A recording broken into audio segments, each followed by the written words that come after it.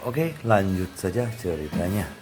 Bab 3325 sampai bab 3328.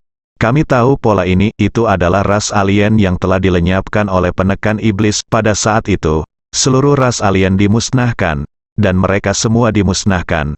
Mustahil bagi siapapun untuk bertahan hidup. Totem ini dia telah menghilang begitu lama. Tidak mungkin muncul lagi. 3 orang suci Beige bingung. Tapi sekarang memang sudah muncul, dan orang-orang itu menuruti perintahnya. Kata Ye Junlin dengan pasti. Jika ini benar-benar totem ini, maka ras alien itu mungkin saja mematuhi perintahnya. Kata Human Sein, orang suci surgawi dan orang suci bumi menghela nafas. Ada ular piton raksasa yang menelan langit di divisi penindas iblis. Tetapi Anda dan saya belum pernah mengetahuinya. Saya khawatir ada konspirasi dalam hal ini, dan bahkan mungkin menjatuhkan seluruh iblis, divisi penindasan. Apa yang kita lakukan sekarang jika mereka bertarung satu sama lain seperti ini? Bukankah itu memberi kesempatan kepada yang lain? Saudara Ye, jangan khawatir. Serahkan masalah ini pada kita bertiga. Kita harus mencari tahu siapa yang orang dengan ular piton yang menelan totem langit. Mereka bertiga melihatnya, kata Ye Junlin. Oke, kalau begitu aku sendiri yang akan memeriksa ras alien paling kuat ini. Sekarang kita tahu siapa itu. Akan lebih mudah untuk menanganinya. Sebelumnya, juniormu takut jika memberitahu mereka akan menghancurkan Beige. Tapi aku akan menunggu sampai mereka akan datang. Saat mereka datang, aku akan baik-baik saja. Cahaya dingin melintas di mata Ye Junlin. Dia tidak peduli dengan ras alien terkuat. Jika Anda menyakiti saudaranya, Anda harus menanggung akibatnya. Tetapi saudara Ye, saya punya permintaan, kami masih membutuhkan Anda untuk membantu Beige kami. 3 orang suci Beige memandang Ye Junlin dan berkata, Oke, aku berjanji pada juniormu untuk memberi mereka janji, mereka bisa datang kepadaku untuk meminta bantuan saat mereka berada dalam bahaya. Sekarang aku akan memenuhi janji ini. Ye Junlin setuju, jelas sekali bahwa paviliun utara saat ini tidak dijaga. Ada banyak harta karun di dalamnya, namun Gong Qianqiu dan yang lainnya tidak berani mengambil langkah maju. Hal ini membuat mereka geram. Jika orang itu tidak ada di sini, sejumlah besar harta karun di paviliun utara akan menjadi milik paviliun barat mereka. Tapi sekarang lemaknya jelas ada di mulut saya, dan saya bahkan tidak bisa makan sedikit pun. Ini sangat menyedihkan. Beraninya mereka bertindak sebelum yakin dengan identitas orang itu. Apakah dia belum pergi? Gong Qianqiu berkata dengan cemas. Beberapa mata-mata baru saja dikirim untuk mencari informasi. Tidak, tapi semua orang di dalam terbunuh. Setelah mendengar berita itu, Gong Qianqiu menjadi semakin ketakutan. Siapa itu? Gong Qianqiu bertanya dengan ragu. Mereka baru menganalisanya. Siapa itu? Tapi itu tidak dianalisis sama sekali. Tidak ditemukan karakter yang cocok. Kakak senior Qianqiu, ada surat untukmu. Kali ini, bawahannya membawa surat. Ekspresi Gong Qianqiu berubah. Cara ini adalah dengan segera menghubunginya. Saat ini, hanya Xiao Feng dan beberapa orang yang mengetahuinya. Mungkinkah itu Xiao Feng? Gong Qianqiu buru-buru membuka surat itu dan kaget saat melihat isinya. Berita Xiao Feng sederhana. Dia menyatakan bahwa tuannya telah pergi dan pergi ke Beige. Xiao Feng takut sesuatu akan terjadi. Jadi dia bertanya padanya apakah dia dalam bahaya. Ternyata itu adalah Ye Junlin. Aku hanya akan mengatakannya. Begitu banyak orang yang tercengang dan tidak dapat mengenali siapa dari divisi penekan iblis yang bertanggung jawab. Ternyata, monyet dari luar ada di sini. Tapi bukankah ini terlalu kuat? Kalahkan puluhan ribu orang kuat dari divisi penindas iblis. Ye Junlin mungkin sedikit lebih kuat dari yang dia kira. Gong Qianqiu tidak bisa menahan diri untuk tidak bergidik. Kekuatan tempurnya telah mencapai tingkat tertinggi. Poin kuncinya adalah dia tidak memiliki tulang. Menurut Su Qingya dan yang lainnya, dia adalah seorang praktisi fisik murni. Kekuatannya berada pada titik tertinggi dan paling ekstrim. Ini adalah seseorang yang dia benar-benar tidak mampu untuk menyinggung dan tidak berani menyinggung perasaannya. Jika dia tahu, dia pasti berencana melawan muridnya. Konsekuensinya tidak terbayangkan. Dia tidak berani memikirkannya lagi, seluruh tubuhnya gemetar. Tapi dia tetap harus menghadapi orang ini. Bagaimanapun juga, dia masih ingin memanfaatkan pedang dewa kuno dan tulang putrinya. Tetapi akan lebih sulit untuk memikirkannya. Faktanya, sekarang adalah kesempatan bagus. Dia telah tiba di Beige, dan dia bisa menggunakan Xiao Feng untuk menangkap Junjun. Tapi dia tidak berani, dia belum sepenuhnya siap. Memang, transplantasi tulang akar membutuhkan banyak waktu dan berbagai persiapan. Sekarang Ye Junlin juga tahu banyak tentang divisi Zenmo, dan dia tahu semua ahli tulang. Terlalu berisiko jika melakukannya sendiri, dan tempat persembunyiannya mudah terbongkar. Diperkirakan begitu dia mengambil tindakan, Ye Junlin datang ke pintu. Sekarang adalah peluang, tapi bukan peluang bagus. Masih harus menunggu, saya baru saja berlatih teknik Junjun belum lama ini. Kekuatannya sendiri tidak cukup. Alangkah baiknya menunggu sampai dia menguasai sepenuhnya keterampilan Junjun dan mencapai level tertentu. Jika tidak, meskipun dia berhasil melakukan transplantasi tulang saat itu, tapi aku tidak bisa bertahan. Lagi pula, kekuatanku terbatas. Meskipun dia bisa mengendalikan banyak pria untuk kepentingannya, tapi menghadapi Ye Junlin seperti ini, dia tidak punya pilihan selain menghentikannya. Anda harus segera memperkuat diri Anda sendiri. Salah satunya adalah Ye Junlin yang harus ditahan. Kalau tidak, tindakannya tidak akan mungkin dilakukan. Ngomong-ngomong, kenapa Ye Junlin datang menemui 3 orang suci Beige? Hal inilah yang membuat Gong Qianqiu bingung. Dia tidak tahu asal-usul 3 orang suci Beige dan Ye Junlin. Aku bahkan tidak tahu kalau mereka saling kenal. Dia datang ke 3 orang suci Beige untuk mengajukan pertanyaan. Gong Qianqiu memiliki penilaian awal, dan itu benar. Dia tidak bisa memikirkan hal lain. 3 orang suci Beige terluka. Sekarang semua orang di Departemen Penekan Iblis tahu bahwa 3 orang suci Beige terluka. Tapi saya tidak tahu siapa yang terluka. Semua orang curiga. Tapi aku tidak tahu siapa yang melukai 3 orang suci Beige. Sekarang Gong Qianqiu sepertinya mengerti sedikit. 3 orang suci Beige terluka. Mungkinkah mereka pergi mencari Ye Junlin? Lalu Ye Junlin bertemu mereka. Sekarang Ye Junlin datang untuk menanyakan mereka tentang pembunuh yang melukai 5 orang Qinglong. Kasus terpecahkan, itu Ye Junlin. Saya harus mengatakan bahwa Gong Qianqiu cerdas dan langsung menilainya. Orang-orang yang mereka pertimbangkan sebelumnya semuanya berasal dari divisi penekan iblis, dan mereka tidak pernah menganggap monyet di luar. Namun hal itu kebetulan diabaikan. Sekarang dia yakin itu adalah Ye Junlin. Apakah itu terlalu kuat? 3 orang suci Beige bukanlah tandingannya. Ekspresi Gong Qianqiu juga menjadi serius, lawannya terlalu kuat.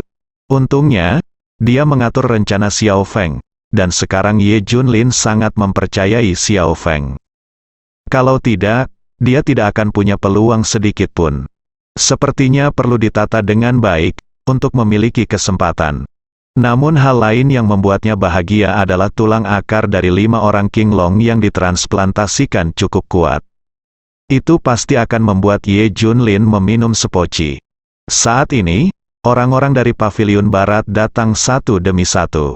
Inilah orang yang datang untuk mendukung mereka setelah menerima pemberitahuan dari Gong Qianqiu dan yang lainnya. Mereka semua tercengang. Pemandangan di depan mereka melebihi ekspektasi mereka. Tapi bukankah ini kesempatan kita? Mari kita lupakan Paviliun Barat yang membagi Paviliun Utara. Mata semua ahli di Paviliun Barat semuanya bersinar terang. Mereka semua tidak sabar. Bukankah ini saat yang tepat? Evakuasi semuanya cepat, Beige tidak bisa dipindahkan. Siapapun yang menyentuhnya akan mati. Gong Qianqiu segera mendesak. Ada Ye Junlin, dewa pembunuhan, di dalam. Siapa yang berani menyentuh Beige, siapapun yang menyentuhnya akan mati. Kalian semua mengungsi. Saya hanya akan mengamati di sini. Kembalilah dan beritahu guru dan yang lainnya bahwa bantuan asing yang kuat telah datang ke Beige sekarang, dan tidak ada yang bisa menyentuh Beige lagi. Perintah Gong Qianqiu, statusnya di Paviliun Barat tidaklah rendah, dan perkataannya masih didengarkan. Mendengar hal tersebut, rombongan tersebut segera pergi. Dia tinggal dan terus mengamati, tapi saya tidak berani terlalu dekat. Aku takut Ye Junlin akan mengetahuinya. Omong-omong, Xiao Feng. Setelah mengamati cukup lama, Gong Qianqiu tiba-tiba teringat pada Xiao Feng. Kalau begitu aku harus memberitahu Xiao Feng berita itu secepat mungkin. Setelah Gong Qianqiu mengatur agar orang-orang tinggal di sini, dia segera pergi mencari Xiao Feng. Tak lama setelah, Ye Junlin juga keluar dari Beige Hall. Puluhan ribu mata di lapangan memandangnya. Dengarkan dengan jelas, aku akan meliput Beige mulai sekarang. Keluar, guntur musim semi keluar dari mulut Ye Junlin, dan gelombang kuat melanda sekelilingnya. Puff, puff, puff, mata-mata tersembunyi di sekitar mereka meledak satu demi satu. Ini adalah peringatan, ini juga merupakan pencegah. Tidak ada yang bisa menyentuh Paviliun Utara. Sekarang semua orang tidak berdaya. Orang yang satu ini bahkan lebih kuat dari 3 orang suci Beige. Siapa yang berani memprovokasi? Saat ini, jika ahli top dari masing-masing faksi besar tidak dibebaskan, kami tidak bisa berbuat apa-apa. Mungkin tidak akan ada manfaatnya meski padam. Kami membutuhkan beberapa orang teratas dari divisi penekan iblis yang akan datang. Krisis di Beige sebenarnya diselamatkan oleh 1 orang. Murung, sangat menyedihkan, sisa-sisa pasukan Beige mulai bersorak. Penguasa Paviliun Utara menangis, dan mereka hampir menangis. Krisis Beige sebenarnya telah teratasi, ini adalah kejutan besar. Dan wajah orang-orang yang mengkhianati Beige beberapa saat yang lalu berubah menjadi hijau. Saya tidak pernah mengharapkan pembalikan seperti itu. Dalam sekejap mata, krisis di Beige teratasi. Apa dampaknya bagi mereka? Sekarang, semua orang telah pulih dengan cepat. Meski efektivitas tempurnya masih rendah, aksi dasarnya masih tidak ada masalah. Setelah mendengar peringatan Ye Junlin, mereka yang menyerang Beige di bawah berani tinggal lebih lama lagi. Satu demi satu mereka langsung lari. Puluhan ribu orang melarikan diri dalam pembantaian besar-besaran, dan pemandangannya sangat spektakuler. Keempat adik laki-laki penguasa Paviliun Utara benar-benar bingung. Tidak tahu harus berbuat apa, kelompok itu pergi. Bagaimana dengan mereka? Apakah kau akan pergi? Atau tetap di Beige? Tapi mereka semua mengkhianati Beige. Kini kita berada dalam dilema. Penguasa Paviliun Utara dan yang lainnya menoleh. Sekarang mereka semakin malu. Mereka hanya bisa memaksakan senyum. Saudaraku, kami salah, kami bingung sejenak. Yang lain juga berkata, Tuan Paviliun, kami hanya ingin hidup, kami tidak punya niat mengkhianati Beige. Tolong beri saya lagi, Master Paviliun. Kita punya satu kesempatan. Iya, kakak senior, kami masih dari Beige, anggap saja kami salah. Anda tidak bisa mengusir kami begitu saja, bukan? Beige akan segera dibangun kembali. Itu waktu untuk mempekerjakan orang. Kita tidak boleh hilang. Kelompok orang ini mulai memohon tanpa malu-malu. Hal ini membuat penguasa Paviliun Utara sedikit ragu-ragu. Tidak banyak orang yang tersisa di Beige sekarang. Jika orang-orang ini diusir atau dibunuh, maka tidak akan ada lagi yang tersisa di Beige. Namun saat mereka berada di momen paling kritis Beige barusan, sekelompok orang ini mengkhianati mereka. Apa yang harus dilakukan? Bagaimana? Saat mereka ragu-ragu, suara Ye Junlin terdengar, sekali tidak setia, kamu akan dihukum seumur hidup, bunuh tanpa ampun.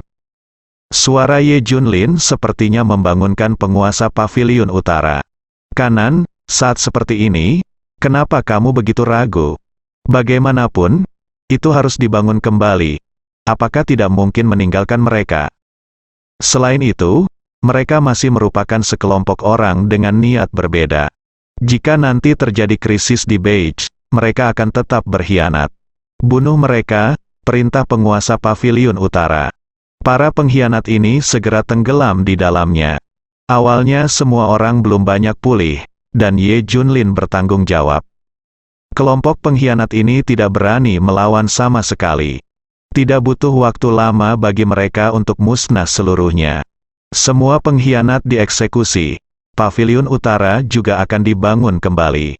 Sisi lain, Gong Qianqiu telah tiba di dekat base camp Ye Junlin. Semua informasi tentang pria berjubah hitam di potret itu diserahkan kepada Xiao Feng. Xiao Feng segera memeriksanya.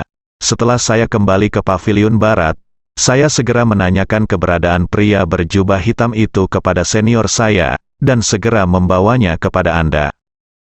Guru telah pergi ke Paviliun Utara. Sejauh yang saya tahu, ada perang yang terjadi di Paviliun Utara. Saya tidak tahu situasi spesifiknya. Saya tahu, kata Gong Qianqiu dengan ekspresi khawatir. Pertarungan di Beige, apakah Tuan dalam bahaya? Xiao Feng segera berkata dengan cemas.